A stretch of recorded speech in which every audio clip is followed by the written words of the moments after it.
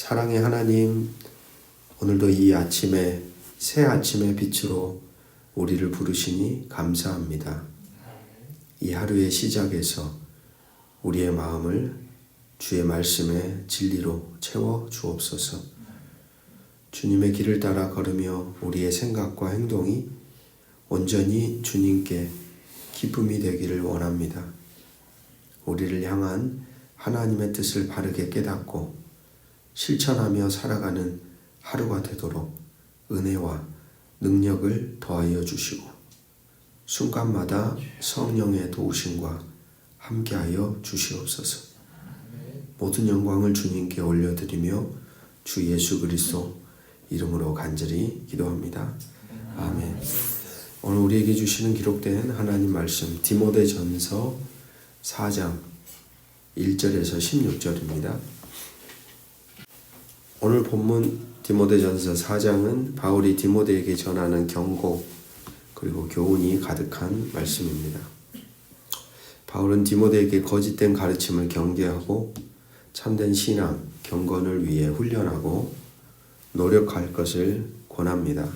특별히 경건의 훈련과 진리의 중요성을 강조하며 우리가 하나님의 백성으로서 흔들림 없이 신앙의 길을 걸어가야 한다는 것을 촉구하고 있습니다.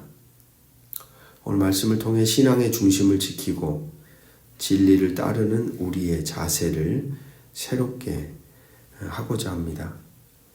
1절에서 5절은 거짓 가르침에 대한 경고입니다. 1절을 보면 후일에 어떤 사람들이 믿음에서 떠나 미혹하는 영과 귀신의 가르침을 따르리라. 그러니까 한번 어제 본문처럼 비밀을 간직한 사람들이죠. 경건의 비밀을 간직한 사람들, 구원의 여정으로 들어간 사람들. 여러분, 신약 성경에는 계속해서 우리에게 알려주고 있는 중요한 사실 중에 하나는 구원이 완성이 됐다는 것을 이야기하지 않고 구원 받았는데 파산한 자들이 있더라. 분명히 예수를 믿고 따르는 줄 알았는데 돌아선 이들이 있더라라는 이야기를 자꾸 들려줍니다. 뭔 말이냐? 구원이 완성된 게 아니라 오늘 믿는 자들은 구원의 여정을 걸어가는 사람들이죠. 예수를 믿고 내가 당신의 자녀로 살겠습니다 해서 분명히 첫 단추를 끼웠는데 한참 걸어가다 보니까 어느 순간 수가 틀려지고 마음이 달라지면서 신앙을 버리는 일들이 발생하는 거죠. 잘려져 나간다 이 말입니다. 그래서 성경은 우리에게 자꾸 얘기해요. 깨어 기도하고 자기를 돌아보고 너 구원을 이루어라 하는 거예요. 이루어라. 구원이 아직 완성이 되지 않은 거예요. 왜요? 주님이 오실 때 딱 끝나니까.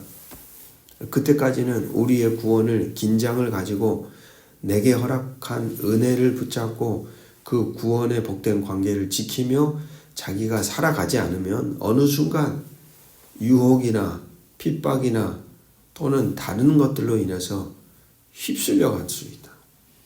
오늘 4장에도 바로 그런 맥락에서 우리에게 말씀을 하고 있습니다.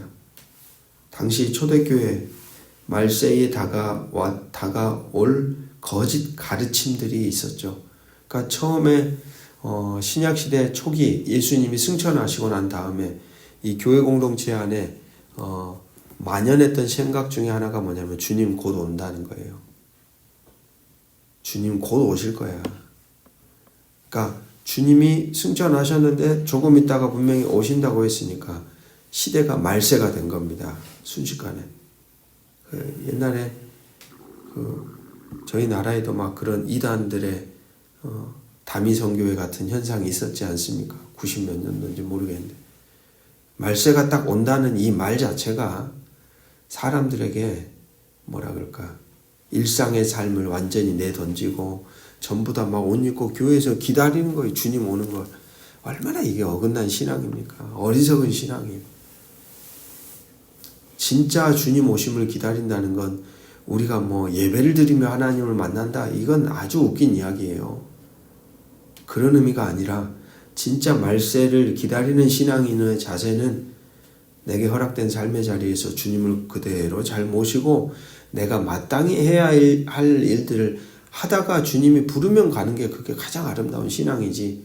마치 그 부르시는 시간에 내가 예배당에 있어야지. 예배당에 없으면 그건 구원 못 받습니까? 이런 이상한 신앙을 가져서는 안 된다는 거예요. 그러했기 때문에 많은 신앙인들이 종말론적 신앙을 가지면서 자꾸 재산을 교회에다 다 환원하고 있고 막 종교기관에 다 갖다 바쳐놓고 자기 삶 가족들 다 내팽개치고 거기에 들어가서 머물러 있는 거죠. 어찌됐든 그 당시에도 주님이 곧바로 오신다는 생각들을 많이 가지면서 그들 스스로 자기들의 삶을 이렇게 지켜보려고 했는데 그게 어긋나 버린 거예요. 그래서 오늘 본문에 나오는 것처럼 결혼도 금하고 아주 금욕주의적인 삶을 추구하는 삶의 자리로 나아갔던 거죠. 그러면서 떨어져 나갔던 사람들이 있었다라는 것을 오늘 본문은 우리에게 들려줍니다. 당시의 거짓 교사들은 결혼을 금하고 특정 음식을 거부하게 함으로 신앙을 왜곡시켰습니다. 그러나 바울은 하나님의 창조물은 같이 한번 따라해 봅시다. 모두 선합니다. 네. 어떤 음식은 먹어서 안 되는 게 있을까요? 주님이 오시고 나서는 음식의 정결법으로부터 자유해지죠. 구약시대에는 제한을 뒀잖아요. 저건 먹어서 안 돼. 근데 주님이 오시고 나서부터는 이 생각 자체가 바뀐 거예요. 주님이 그러셨잖아요. 뭘 먹어서 너희들이 더러워진 거 아니다. 뭐가 문제다? 네 마음이 문제다. 네 마음이 잘못되니까 아무리 어떤 걸 먹어도 그게 악하게 쓰여지는 거예요. 근데 사람들이 어리석은데 초점을 두고 있는 거예요. 이거 안 먹으면 내가 정결해지겠지. 그게 아니다. 너 마음과 생각이 바뀌어야 된다. 바로 그런 맥락에서 이야기를 하고 있는 거죠. 바울은 이야기합니다. 모든 창조물은 선한 것이다. 가려 먹을 게 없다. 괜찮다는 거예요. 감사함으로 받아들이면 된다고 가르치고 있습니다. 그리고 한 사람의 신앙의 거룩함, 경건함은 어떻게 지키는 것인가?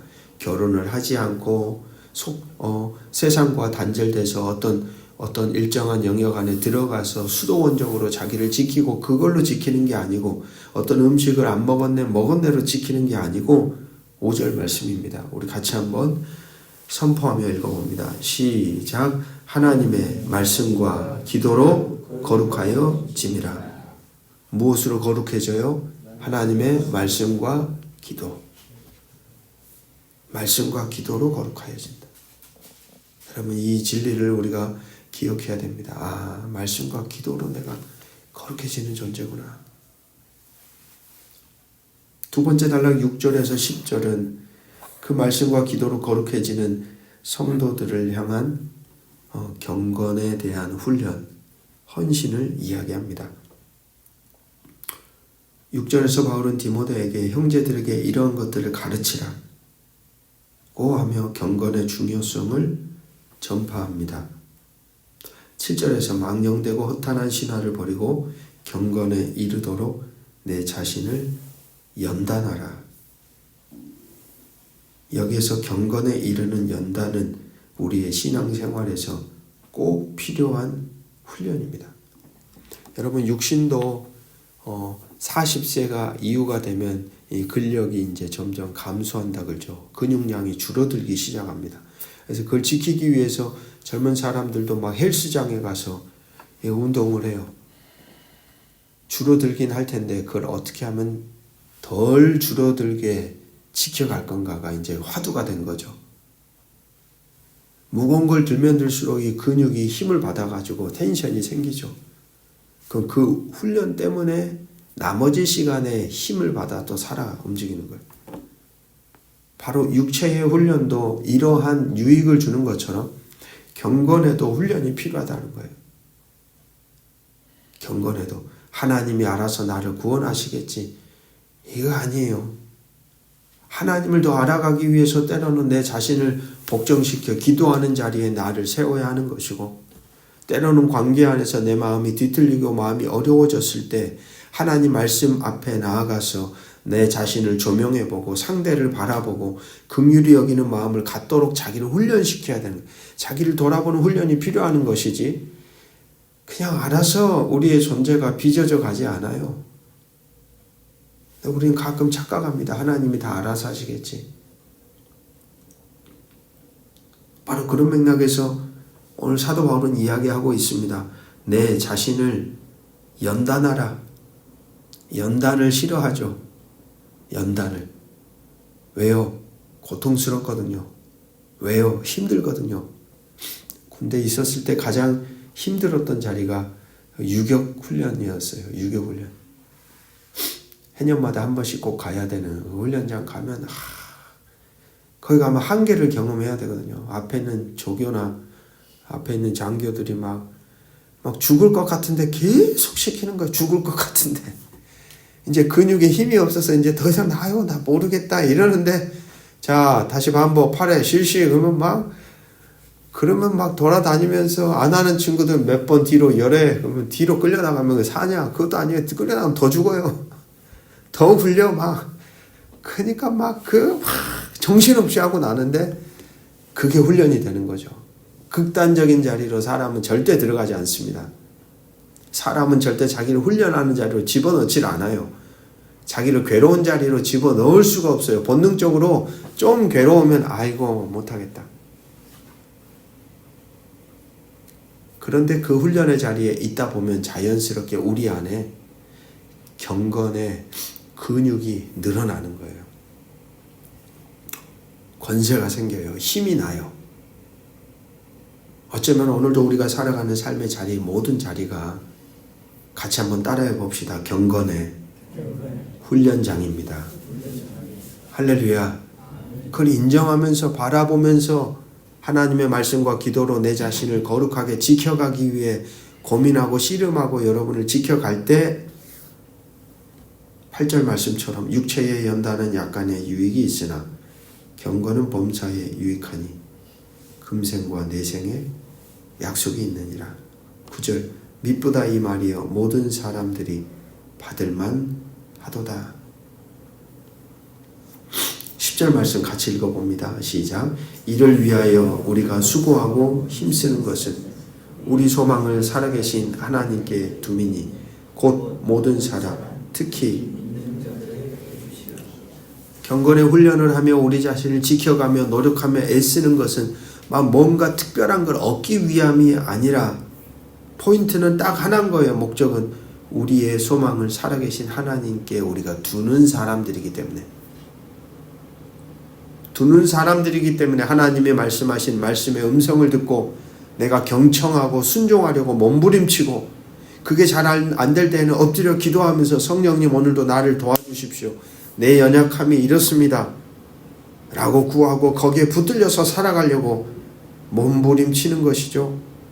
그럴 때 하나님이 우리의 왕이 되시며 우리의 주권자 되시며 우리를 통치하시며 우리의 삶을 그분의 선한 뜻대로 인도해 가시는 놀라운 일들이 바로 믿는 자들의 구주 되신 하나님으로부터 성도들에게 일어나는 것입니다. 그걸 우리가 맛보는 사람들이 되어야 한다는 것이죠.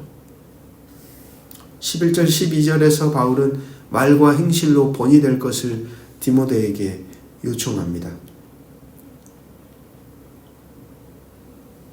디모데가 젊다는 이유로 교인들에게 무시당하지 않도록 디모데에게 한 가지 중요한 이야기를 하는 거죠.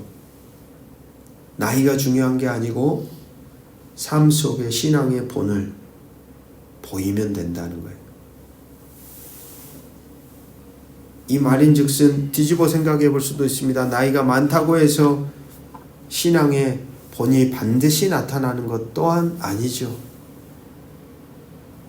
그러니까 늘 우리는 삶 속에서 신앙의 본이 새겨지기 위해 애쓰는 사람들이 되어야 하는 거예요. 삶 속에서 말과 행실로 그리스도의 향기를 드러내며 믿는 자들에게 신앙의 본을 새기기 위해 최선을 다해야 됩니다. 왜냐? 우리의 존재 흔적 하나하나가 또 다른 사람들의 신앙의 길을 만들기 때문이에요. 어머니 아버지가 걸어가셨던 신앙의 길이 자녀들에게 인생의 길이 되는 것처럼 신앙의 공동체 안에 있는 목회자나 직분자들의 삶의 흔적 하나하나가 같이 신앙의 길을 걸어가는 사람들의 삶을 창조한단 말입니다. 만든다는 말이에요. 아, 저렇게 살아야지. 정면교사가 돼야지. 자꾸 반면교사가 되면 안 되는 거예요. 아, 저렇게 살아서는 안 되는데 왜 저럴까? 그만한 거룩한 책임이 지도자들에게, 직분자들에게 있다라는 것을 바울은 상기시킵니다. 그래서 디모데에게 야, 너가 젊다고 무시당하는 거 두려워하지 마. 너에게 진짜 너가 목숨을 걸어야 될 것은 너가 가르치고 너가 권면하고 너가 말씀을 통하여 읽고 배우고 깨달은 바를 너의 삶을 통하여 흔적을 남기는 자로 살면 되는 거야 라고 바울이 이야기하고 있습니다. 마지막 13절에서 16절은 13절입니다. 우리 같이 한번 읽어보겠습니다. 시작. 내가 이를 때까지 읽는 것과 권하는 것과 가르치는 것에 전념하라. 디모데가 하나님의 말씀을 가까이 하고 전하는 일에 집중하라고 당부합니다. 이는 교회의 지도자로서 뿐만이 아니라 모든 성도가 하나님 말씀에 대한 지속적인 묵상과 순종을 통해 신앙을 세워가야 한다는 것을 담고 있습니다. 그리고 16절, 15절, 16절 이 모든 일에 전심전력하여 너의 성숙함을 모든 사람에게 나타나게 하라. 내가 내 자신과 가르침을 살펴 이 일을 계속하라. 이것을 행함으로 내 자신과 내게 듣는 자를 구원하리라. 마음껏 가르치고 삶으로 드러내고 그렇게 살아가는 삶의 흔적을 통하여 사람들에게 이 신앙의 성숙함이 드러나게 될 때 놀랍게도 오늘 말씀은 이야기합니다. 내 자신과 너에게 듣는 자를 뭐하겠다? 구원하겠다. 하나님은 오늘도 신앙의 길을 걸어가는 우리의 삶에 어떤 꾸준한 헌신, 말씀에 대한 순종, 하나님의 가르침을 따라 걸어가려는 삶의 여정을 통하여서 우리만 건지는 게 아니라, 우리만 살리는 게 아니라 우리 곁에 있는 사람들, 우리뿐이 아니라 우리 곁에 같이 연결된 모든 사람들까지도 구원의 자리로 부르시는 통로로 우리를 사용하시는 분이십니다. 오늘 그런 복된 자로 여러분을 부르신 거예요.